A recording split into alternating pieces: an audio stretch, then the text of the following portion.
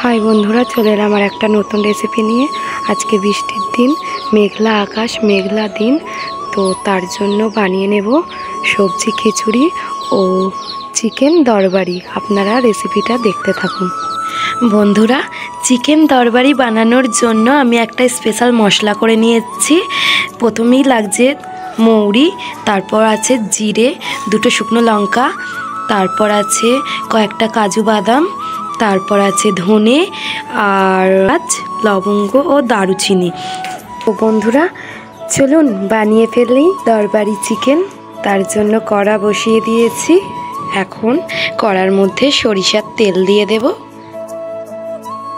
তো বন্ধুরা, তেলটা ভালোভাবে গরম হয়ে গেছে। এখন আমরা দিয়ে দেব পেঁয়াজ কুচি।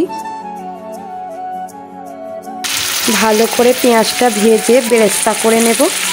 বন্ধুরা, পেঁয়াজটা ভাজা ভাজা হয়ে গেছে। এখন 2 চা চামচ আদা রসুন বাটা দিয়ে দেব। একটু কষিয়ে নেব। পরিমাণ মতো লবণ দিয়ে দেব। পরিমাণ মতো লঙ্কার গুঁড়ো দিয়ে দেব। পরিমাণ মতো হলুদ গুঁড়ো দিয়ে দেব। একটু কষিয়ে নেব। এখন দিয়ে দেবো একটা টমেটো কুচি। আগে থেকে স্পেশাল মশলাটা দিয়ে দেব। এখন পরিষ্কার করে ধুয়ে রাখা চিকেনটা দিয়ে দেব। চিকেনটা আমাদের কষানো হয়ে গেছে। এখন আমি 150 গ্রাম মতো দই দিয়ে দেব। টক দই দেওয়ার সময় খেয়াল রাখবেন গ্যাসের ফ্লেমটা লো রাখবেন, কারণ কি টক দই কেটে যেতে পারে। এখন ওপর থেকে ছড়িয়ে দেব কসুরি মেথি। তো কড়ার মধ্যে আমি সরিষার তেল দিয়ে দিয়েছি। এখন আমি তেলের মধ্যে ফোড়ন দেব 2টো শুকনো লঙ্কা, তারপর দিয়ে দিচ্ছি গোটা জিরে ও 2টো তেজপাতা, তারপর দিয়ে দিচ্ছি পেঁয়াজ কুচি। তো এখন চালটা সিদ্ধ হয়ে গেছে। আগে থেকে ভেজে রাখা সবজিগুলো চালের মধ্যে দিয়ে দেব। দেয়া হয়ে গেছে। একটা হাতার সাহায্যে আমি একটু নাড়াচাড়া করে নেব।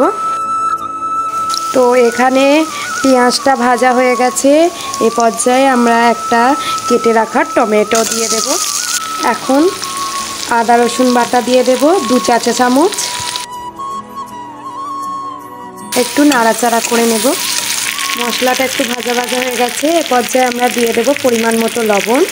এখন দিয়ে দিচ্ছি হলুদ গুঁড়ো, দিয়ে দিচ্ছি লঙ্কার গুঁড়ো, দিয়ে দিচ্ছি ধনে গুঁড়ো ও জিরে গুঁড়ো। সব মশলাগুলো একটু কষিয়ে নেব। এখন আগে থেকে কেটে রাখা গাজর ও মটরশুঁটিগুলো একটু নাড়াচাড়া করে নেব। তো মশলা থেকে তেল ছেড়ে দিয়েছে। এখন মশলাটা রেডি হয়ে গেছে। খিচুড়িতে দিয়ে দেবো এবার মশলাটা। তো এটাই জল দিয়ে দিয়েছি। এখন 5 মিনিটের জন্য ঢাকা দিয়ে রেখে দেব। 5 মিনিটের পর আসছি। তো 5 মিনিট পর ঢাকা সরিয়ে আমরা খিচুড়িটা একটু নাড়াচাড়া করে নেব, কারণ কি মুগ ডাল দেওয়া আছে, নিচে লেগে যেতে পারে। তো খিচুড়ির মধ্যে আমি এখন গুঁড়ো দুধ দিয়ে দেব। নাড়াচাড়া করে নেব। তো খিচুড়িটা অলমোস্ট রেডি হয়ে গেছে। এ পর্যায়ে ওপর থেকে ঘি ছড়িয়ে দেব। আপনারা দেখুন কত সুন্দর কালারটা আসছে। এখন স্পেশাল মশলাটা খিচুড়ির ওপরেও ছড়িয়ে দেব। একটু নাড়াচাড়া করে নেব। তো এরকম সহজ উপায়ে সবজি খিচুড়ি একবার হলেও বাড়িতে ট্রাই করে দেখবেন, খুবই দারুণ খেতে লাগে। বন্ধুরা দেখুন, আমাদের সবজি খিচুড়ি ও চিকেন দরবারি রেডি হয়ে গেছে। কতটা সুন্দর কালার এসছে। আমাদের রান্নাটা যদি ভালো লাগে তাহলে পেজটিকে ফলো করবেন। তো আজকের মতো এখানেই বিদায় নিচ্ছি। চলে আসবো আর একটা নতুন রেসিপি নিয়ে। তো বাই বন্ধুরা।